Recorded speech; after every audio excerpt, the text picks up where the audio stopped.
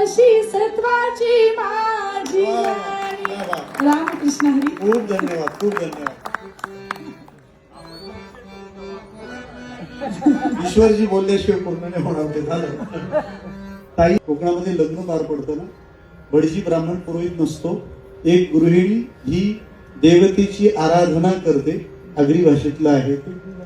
त्या सहज भेट द्यायला आल्या.